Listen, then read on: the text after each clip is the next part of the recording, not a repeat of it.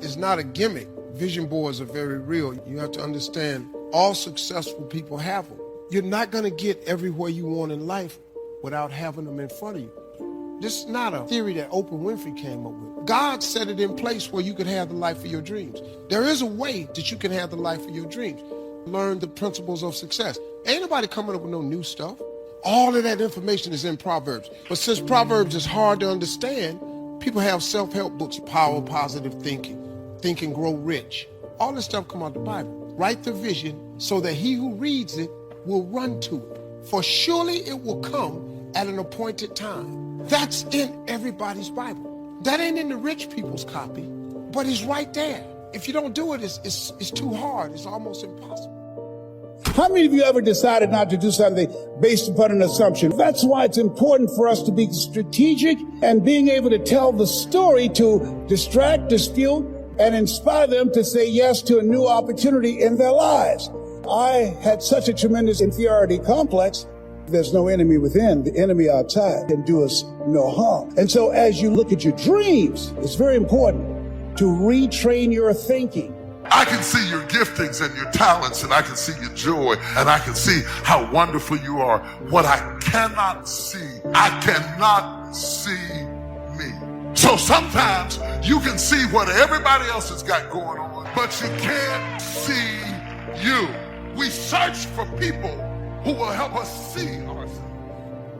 Now quit telling yourself what you can't do. All that's doing is draining your strength. You're going to discover, like I did, you're going to have strength that you didn't know you had. When you need it, God's grace is going to help you do what you didn't think you could do. Now the key is, don't cancel it out with weak thinking. Every morning when you wake up, you need to power up. Get your mind going in the right direction. This is going to be a good day. I can handle anything that comes my way. I am strong. I am confident. I have the favor of God. Angels are watching after me. I'm excited about my future. At the start of the day, you need to set your mind for victory. Don't let just any thoughts play. You have to think thoughts on purpose. If you wake up and just think whatever comes to mind, thoughts will tell you, you have too many problems. You're too tired. You'll never overcome this obstacle. Nothing good is going to happen today. If you don't set the tone for the day, negative thoughts will set them for you. Before you check the phone, before you read your email, before you see what the weather is like, you need to think on purpose, power thought, victory thoughts, abundance thoughts, can-do thoughts. Psalm 125 says, God will be good to those who are in tune with Him. Notice you can be in tune with God or you can be out of tune. The way you get in tune is by thinking victorious, overcoming faith-filled thought. If you go around thinking, I'll never get well, this depression, this anxiety, this addiction is going to hinder me all of my life, unfortunately, you're not in tune with God. You can't find anywhere in the scripture where God says, I'm weak, I'm discouraged, I'm afraid, the enemy's getting the best of me. God says, I am all powerful. I spoke worlds into existence. I flung stars into space. Moses asked God what his name was. God said, my name is I Am. He was saying, I am everything. I am strength. I am healing. I am provision. I am protection. I am abundance. I am favor. When God said, let there be light, it came at 186,000 miles per second. One angel in the Old Testament destroyed 185,000 of the enemies of Israel. If you're going to get in tune with God, you can't think little, weak, defeated, get by, hope this works out thought. You have to think bold thoughts, favor thoughts, abundance thoughts, healing thoughts, victory thoughts. Yes, the opposition may be much bigger, much stronger. Just agree with what God said. Lord, you said, when the enemy comes against me one way, you will defeat them and cause them to flee 7 different ways. When thoughts tell you you'll never get well, get in tune with God. Lord, thank you that you're restoring health back into me. Thank you that the number of my days you will fulfill. The thought comes, this shutdown over the virus has ruined your year financially. Just accept it and wait for next year. Lord, thank you that the economy is not my source, that you are my source. You said you would make rivers in the desert, that you would supply all of my needs according to your riches. You have that thought, you'll never have a baby.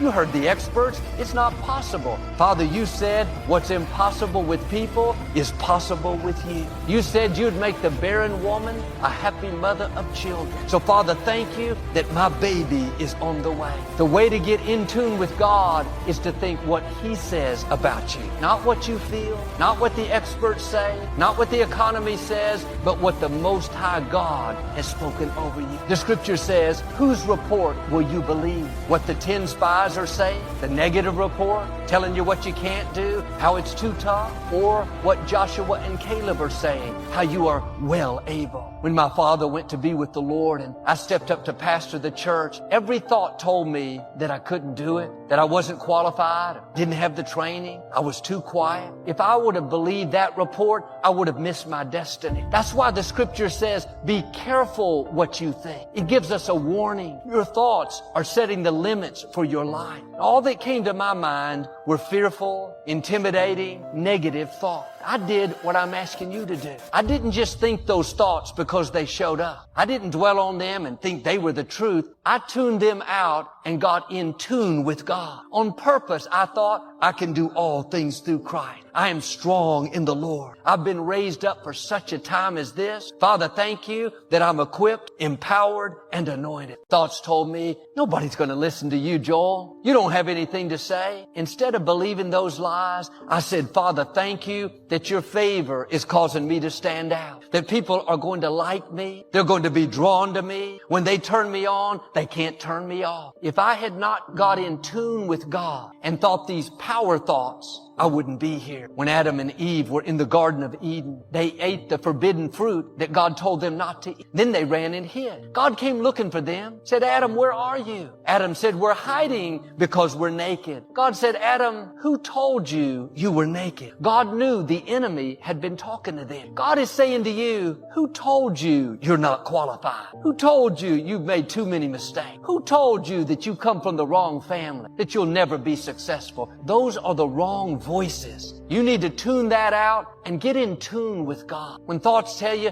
you're just average, there's nothing special about you, get rid of that defeated thought and think power thoughts. I am fearfully and wonderfully made. I am a masterpiece. I have royal blood flowing through my veins. I am crowned with favor. I will leave my mark. If you'll get in tune with God, He'll open doors that no person can shut. He'll take you where you can't go on your own. When thoughts tell you you've been through too much, you lost that loved one, the business didn't make it, that friend walked out on you, nothing good is in your future, don't believe those lies. Father, thank you that you have beauty for these ashes. Thank you that what was meant for my harm, you are turning to my advantage. When you're in tune with God, He'll pay you back for the wrong. Isaiah said, God will give you double for the unfair things that have happened. Instead of thinking you've seen your best days, Lord, thank you that double is coming. Thank you that my latter days will be better than my former day. In the scripture, there was a young man named Mephibosheth. He was the grandson of King Saul and the son of Jonathan, David's best friend. Mephibosheth was born into royalty, destined to one day take the throne. But at 5 years old, his grandfather and father were killed in a battle. When word reached his house, the maid that took care of him picked him up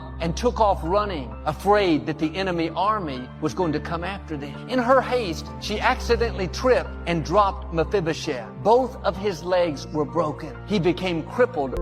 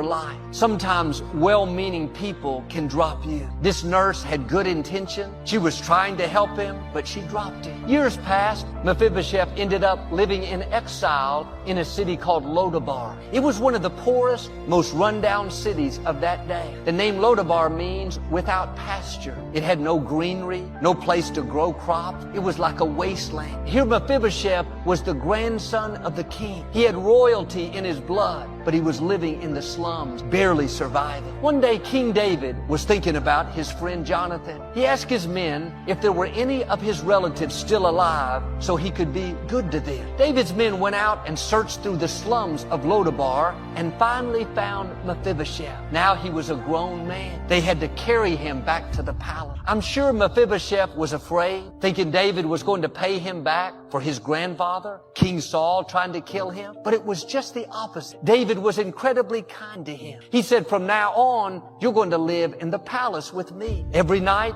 you're going to have dinner at my table. I'm going to give you all the land that belonged to your grandfather, King Saul. Mephibosheth was overwhelmed. He couldn't believe what was happening. But the way he answered shows us why he was living in Lodabar all those years. He said to David, why would you be so kind to a dead dog like me? Notice his thoughts. Weak, defeated. I don't deserve to be blessed. I've had too many bad breaks. People dropped me. I wonder how many of us are doing like Mephibosheth. We are sons and daughters of the Most High God. We have royalty in our blood. We're destined to reign in life. But because somebody dropped us, we went through wrong, disappointments, things that weren't fair, or we made mistakes, we got off course, brought the trouble on ourselves, and now we're living in Lodabar, thinking we don't deserve to be blessed. We just have to sit on the sidelines, accept that our dreams will never come to pass. Can I encourage you? Get rid of that dead dog thinking. Nothing that's happened to you has to keep you from your destiny. No mistake you've made is too much for the mercy of God. You may have had some bad breaks, gone through some failures, but that didn't stop God's plan for your life. Now you have to do your part and quit thinking limited, defeated, unworthy thoughts and start thinking victory thoughts, abundance thoughts, favor thoughts. Put your shoulder.